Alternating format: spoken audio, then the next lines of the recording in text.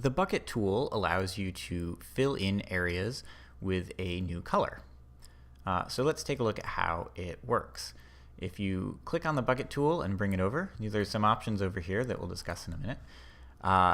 It will take the color of whatever object you're selecting. In this case, let's change this green rectangle to orange. So I've got orange selected here. I click on the green rectangle and it's now become orange. There's a bunch of ways that you can, I'll undo that. There's a bunch of ways you can manipulate how this effect is applied, and you can get very different effects. So let's take a look at these options. The first option is the mode.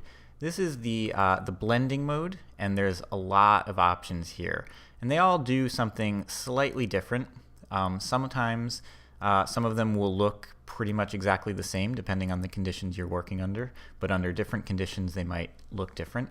So if you're trying to get a particular effect, it's often a good idea to just try it using each of these modes to see what the net result is. I'm not going to go through all of them, but you will also see that they're sort of categorized. There's some bigger spaces between these shorter lists. So we've got the sort of the normal section. This is where you just take one color and replace it with another. Then we've got this lighten section. These are all lightening up the original color. So we take the original color, we apply this new color, and it lightens it by that much. We've got the darken colors, which does the opposite. It will darken the color based on the new color. That didn't really see much there, but you can see it a little bit more there.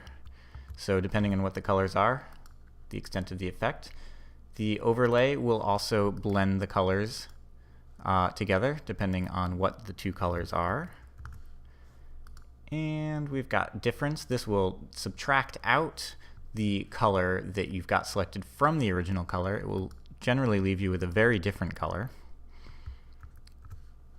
And then down at the bottom, we've got sort of the hue, saturation, color, value.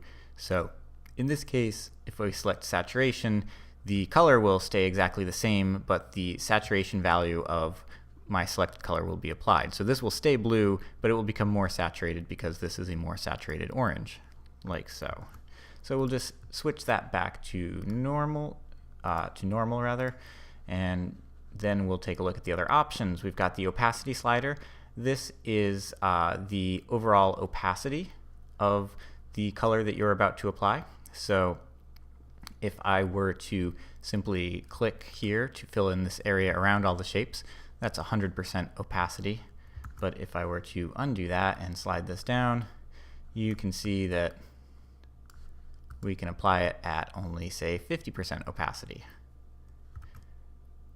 Now this opacity, if I apply it to a completely opaque object, it does not change the object to this opacity level, which is not exactly how I would expect it to work, but that's how this is working right now.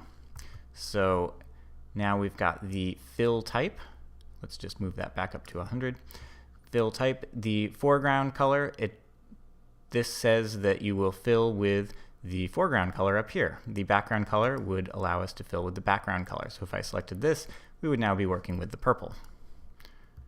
We'll undo that. And then we have a pattern fill. Now this is a way to apply texture to areas. So if you select the pattern fill, you can click down here, and there's a number of patterns. There are ways that you can create your own patterns that I'm not going to get into right now. But we can come down here and we can select a pattern.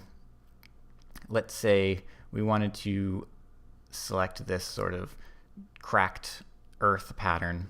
If we come down here, we can select and it will fill it in on our shape. Now this is where some of the mode options can come in nice. If we were to say use the saturation option, we would not have to lose the original color of the shape, but we could apply the texture like so, and whatnot. So we'll switch back to the foreground color for now. Now we have the affected area option. This is the difference between if we are going to fill in areas that are similar colors or fill in a whole selection.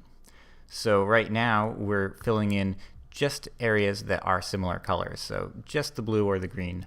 And we've got a few options down here for adjusting that. We can either we can turn off fill transparent areas if we don't want to accidentally fill in any areas that are currently transparent. And we can use sample merged, which will look at not just the active layer we're on, but it will look at the image overall when determining what colors are similar.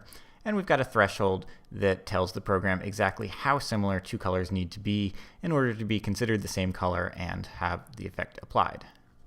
And then we've also got a fill by, which allows us to fill by any number of these values. Composite is going to be the most intuitive to what your eye sees, but you can use these other channels exclusively if you're trying to achieve certain effects.